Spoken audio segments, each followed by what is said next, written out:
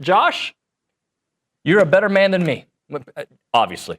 But the guy who sent you that DM, I would have, and I'm not going to say what it said, okay? I would have done everything in my power to get on the black or underweb, what do they call it? The dark web, and found out information on that guy. People are mean, man. You just laughed it off.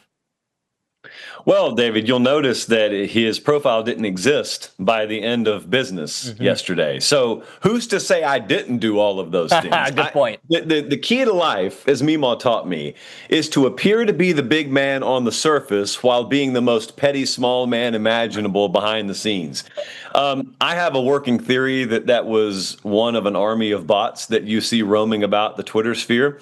But I did think that there was a lot of fun to be had with it. And so I had it. I think we've learned over the past few years, anyone who cowers to any kind of public pressure campaign on the internet is just setting themselves up for failure. Just say what you mean and stand behind it and let come what may. I love that. Hey, and also, fitness guy here. How many times did you rep 225 the other day? Because I was quite impressed with that. Which video was this? Sometimes I don't know they're recording me. Oh, the barstool thing, or the Bussin' with the Boys thing. I don't know. I'll do it. I'll do it when we tease the next video, and I'll count. Because I'm doing my show. The building I'm doing my show out of has a full weight rack. The Bussin' studio has a full weight rack. So pretty much everywhere I'm doing content this fall I'm talking about a full like Sorinex, Texas A&M weight room caliber weight rack. So we're good. These are not hotel gyms, David. This is not, 50's the heaviest they go on dumbbells type vibes. We're in it to win it this season. I was very impressed, by the way. I think that's something we need to talk to Lucci about, is putting a weight room in here. So if you do your show from here, you got a place. I don't know why you haven't already. People made fun of Clemson, I guess 10 years ago now, because they did that huge upgrade of their facilities, but everyone said, where's the functionality? You put a slide in the building. Where's the functionality? Bama's got waterfalls. Where's the functionality? Well, you guys got bright, sparkling new digs there. Ask Lucci. In fact, this is going through you to him. I assume he'll be in work at some point this week. Where is the weight room? Where is the functionality? That's an open-ended question. That's the next step. All right, so here, let's get to football. Game week. I personally feel energized. Like last week, 0 week, I felt good, but I really feel good with an A&M game this weekend. But I'm going to ask you, why does A&M go 9-3 this year? Give us your reasons. And some people think that's optimistic. Some people think that they could be even better or better than that.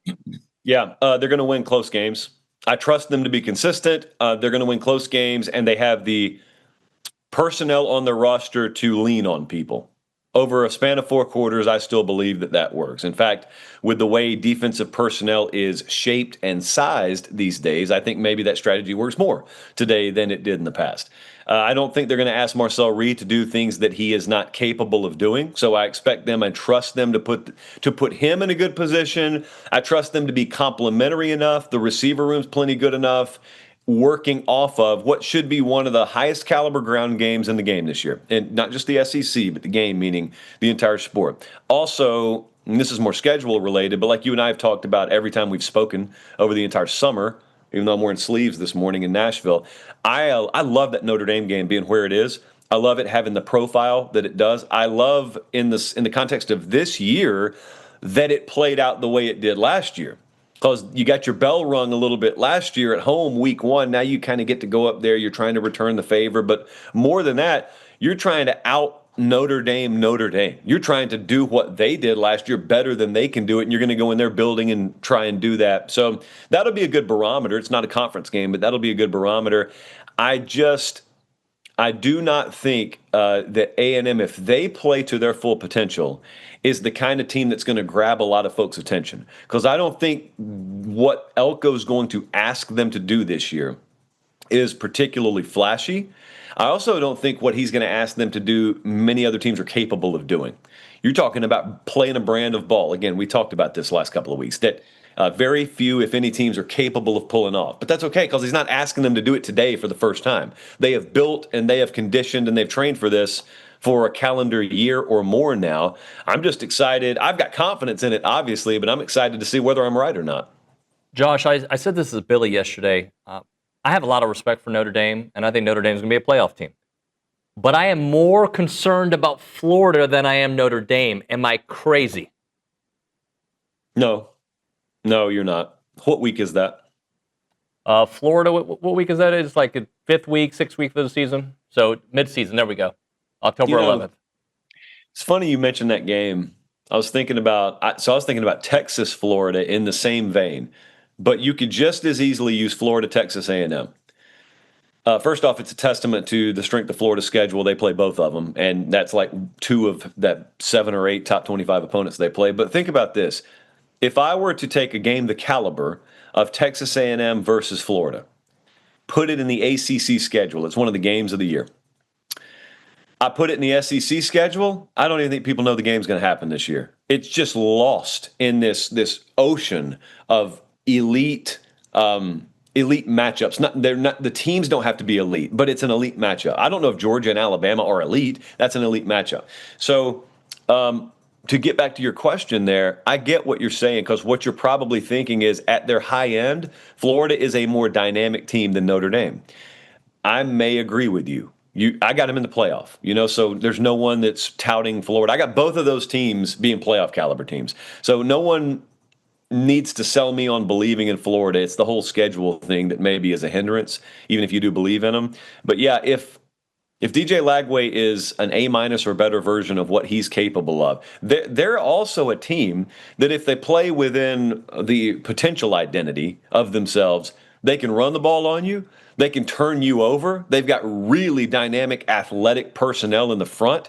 The secondary is probably my biggest concern because they're very green there. They're ultra talented, but they're unproven. But Florida at their high end quite literally could win a national championship. If they get in the playoff especially, that means they were good enough to get there. And if they're good enough to get there, they are absolutely good enough to win it all. You could say that about Notre Dame as well. So it's 2 sides of the same coin to me, but yeah, I think a lot of people would scoff at you when you said that. I'm not scoffing at you. Well, and I think part of my thinking is I recognize being at Kyle Field is going to be, a dangerous place for Florida, a team that struggled against A&M last year in Florida, right? So I recognize that, but I think it's the quarterback, the ability to have a healthy DJ Lagway, which is still a question, versus an unknown at Notre Dame at quarterback. Like, we just don't know how that's going to play out. Yeah, I don't either. No one does. So I'm glad you said we. In fact, I don't even know if we watched that week 1 game, Notre Dame at Miami, Sunday night game. We'll all be tuned into it. Got nothing else to do. Couldn't you see a situation like we do in college football every year where Notre Dame, even if they win, they struggle mightily to move the ball? They score 7 defensive points. Defense turns them over, sets them up for another field goal. They got 10 sort of non-offensive points. Maybe they tack on 10 offensively. They hang 20 on Miami. They win 20-16, but it's really sloppy. CJ Carr has like 120 yards passing, couple of turnovers, and they get out of there with a win. But you find yourself saying, boy, when we go up there in a couple of weeks, we're going to get after them. And then the entire 2-week buildup is how improved can CJ Carr be? What can he round into form? How much can they improve? Like, that happens every year. You get a result. It's 1 of 12. You get a result from a high-profile player week 1. Marcel could be the same way. They're just not playing Miami week 1. And then you find yourself for 2 weeks asking, all right, what's going to happen? And then you get 2 weeks later, it's a much different performance. Sometimes better, sometimes worse. You're just weeks 1 through 4, David, to me are like you're closing your eyes and you're throwing 4 darts at the board, and then you open your eyes. And those 4 darts, you kind of draw a circle around them. And whatever the middle of that collective circle is, that's probably the team. But you could have darts all over the place. You could have one in the bullseye. You could have one over here in your buddy's left arm. You don't know. You don't know. So, man, I'm looking forward to that one. That one's one. I think it'll grab the nation's attention, A&M Notre Dame. It'll grab the nation's attention by the time we get there. But people aren't. I think it's going to sneak up on people, though, looking and say, oh, A&M goes to Notre Dame this week. I forgot about that. It's going to be a good one. All right, so this week in Texas, Ohio State, let me give you some thoughts and tell me if I'm jiving with you, the way you think. Jeremiah Smith struggled against them last year, right, in the playoffs. I think he had, 1 catch, 3 yards. Now, it's a little bit different defense, but that was a more veteran Ohio State team. You could say the same thing about Texas, but the fact that I think Arch has experience compared to Julian Sayin and has played at least a little bit of big boy football, and has been in Sark's system for now the third season. To me, maybe it's fear because it's Texas, but I think Texas is going to go to Ohio State and take care of business. I do think Texas is going to win the game. It sounds like I have less confidence than you do. You've always been a bigger Longhorn fan than I am. Okay, stop.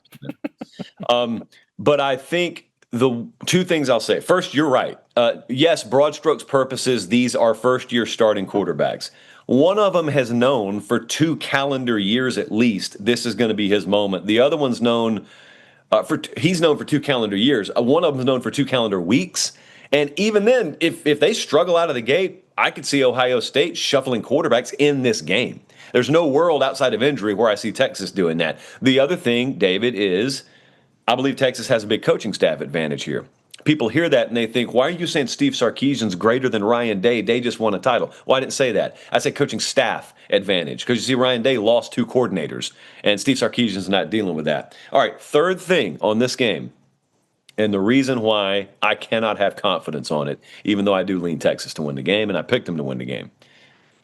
I don't know this year that we will see a game that's more volatile or more high variance in outcome than this one.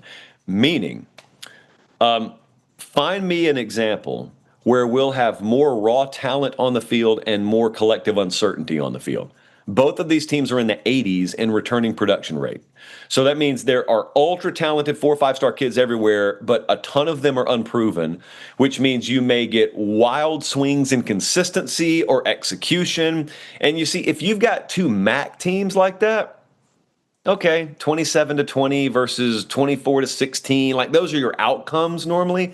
David, I'm telling you, there are a lot of 27-24 type games that could result Saturday, but there are some 38-13 blowouts. Either way, Saturday, you could have someone -2, -3 turnovers. Remember that Bama-Oklahoma game last year? Bama goes into Oklahoma, and Oklahoma's up like 3 touchdowns, and it's like non-offensive type touchdowns. Bama just keeps turning it over. You can't ever predict that, but that could happen here. And if it happens, you could get a really lopsided score. This is not baseball. We score in 3s and 7s in this sport. So it could be really lopsided. So my joke all week has been everyone's going to look at this game and say, oh, either way, it's going to be a great game. I don't know that it's going to be a great game. It could be terrible. It could be wonderful, but it could be terrible. It could be a blowout. Either way. I was doing Dallas radio this morning. They said, who's more likely to blow the other one out? I said, it's equal parts likely. It's unlikely holistically, but it's equal parts likely. If you told me someone's winning 37-17, I don't know who it is, and I'm picking Texas to win the game. Josh, when it comes to SEC teams starting a season, I typically pick the SEC team versus most opponents. I'm not sure what I think about. Actually, I think LSU is going to beat Clemson. We'll get to that in a second. But this Baylor-Auburn game, I'm leaning Auburn. Am I wrong? No, I was leaning Baylor the whole spring and summer because I hadn't broken the game down. I was just looking at it. And then you hear all the quarterback uncertainty out of Auburn, and you just don't get great returns when you ask people. It's really up and down in camp. And so I started to lean Baylor. And but the more I broke the game down, the more I solidly leaned Auburn. They should have an advantage. Their offensive line should be able to impose its will over the span of 4 quarters in this game. And I'll tell you something else. If that gives Jackson Arnold enough time to get in a rhythm, Auburn's got a wide receiver room that can take the game over. And Texas defensively in many areas struggled last year, and I know they portaled guys, but the portal's not a cure-all. Even if you went and got the right players, it's week 1. They haven't played together. But even it's not like every portal move is an upgrade.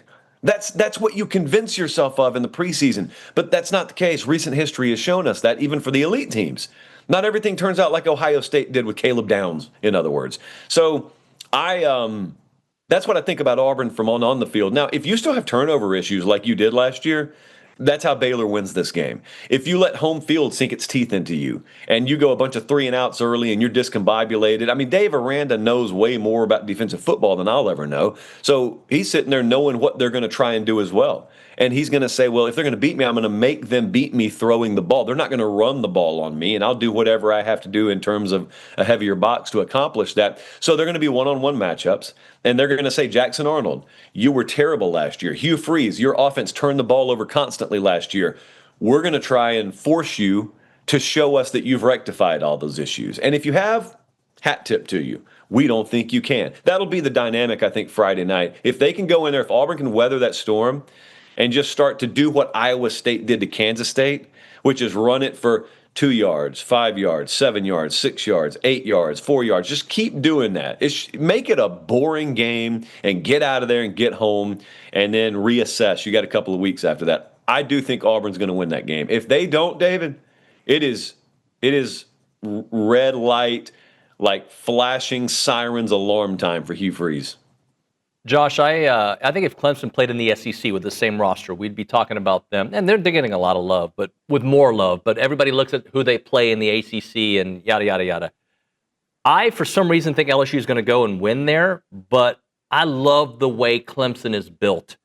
I like when teams are veteran teams. I like that Dabo has kind of evolved, but still sticking to what makes Dabo, right? Like, so LSU, you have them at 8-4, which to me means you think that they're going to lose probably this opening game. So just give me your thoughts on the way Clemson is built and why I think you think LSU is going to lose.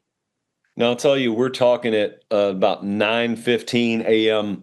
on Tuesday. If you're watching the replay, you should know that I don't have to predict this game on my show for another 10 hours or so. So this is subject to change. Okay. I lean Clemson in this game. Okay. I do.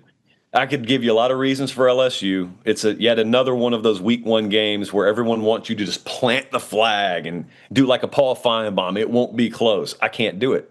I cannot do it in this one. No one needs to tell me about how poorly Brian Kelly and LSU have done in week one games. Guys, I've done the same thing you've done for the past 7 months. I know all this. I will say this about Clemson. I agree with everything you said.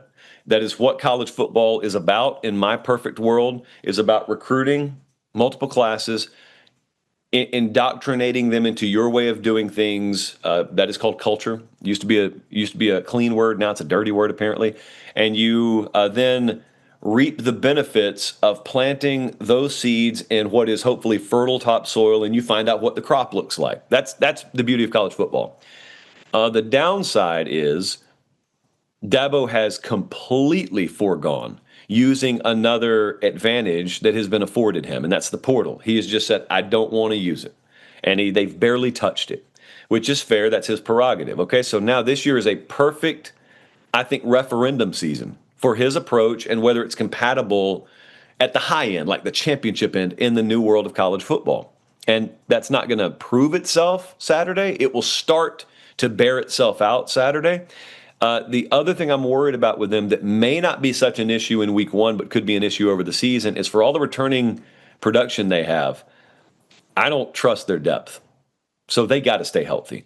If they stay healthy, which hardly ever happens, but if they stay healthy, they could make a run at a national title, I think. But if you wanted to be a detractor on that, you could ask me, why do you believe in Clemson so much? Well, they got a lot of returning production. Well, what's the big game they won last year? And I'd say, I don't have one for you.